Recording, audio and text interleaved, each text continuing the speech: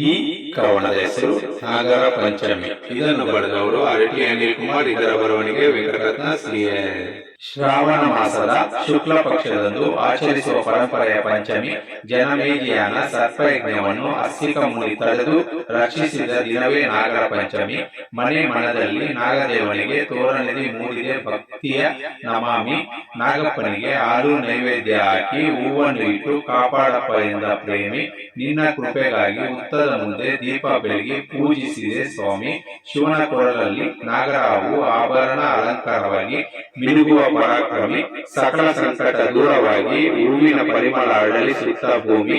ಹಾವಿನೊಂದಿಗೆ ದ್ವೇಷ ವೈರತ್ವ ಬೆಳೆಸಿಕೊಂಡವರಿಗೆ ದೀರ್ಘಕಾಲದ ಉಗ್ರಗಾಮಿ. ನಮ್ಮ ಸಂಸ್ಕೃತಿಯ ಸೊಗಡನ್ನು ಸದಾ ಪ್ರಕೃತಿ ಪದ್ಧತಿ ಉಳಿಸುವ ಮಾರ್ಗಗಾಮಿ.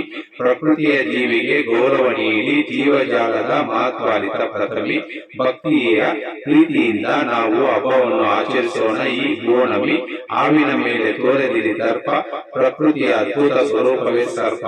ಅಪಾಯವಾದ ವಿಷಯದ ಅಲ್ಲಿ ನಾವು ದಾರಿ ಕೊಟ್ಟರೆ ತನ್ನ ಪಾಡಿಗೆ ಹೋಗುವ ಹೆಬ್ಬಾವು. ಪ್ರಕೃತಿಯಲ್ಲಿ ಬದುಕುವ ಹಕ್ಕು ನಿನಗೂ ಇದೆ ಹುಡುಗ. ಹುಲ್ಲಿನ ನಡುವೆ ಹೋಯಿತು ಗುಸ್ಗುಸ್ ನಾಗ. ಈ ದಿನ ಯಮುನಾ ನದಿ ತೀರದಲ್ಲಿ ಜನರನ್ನು ರಕ್ಷಿಸಲು ಶ್ರೀಕೃಷ್ಣ ಸೋಲಿಸಿದ ಕಾಳಿಂಗ. ನಗು ಸಂತೋಷ ಮನೆ ತುಂಬಲಿ, ಎಲ್ಲರಿಗೂ ನಾಗರ ಪಂಚಮಿ ಎಂದು ಶುಭವಾಗಲಿ.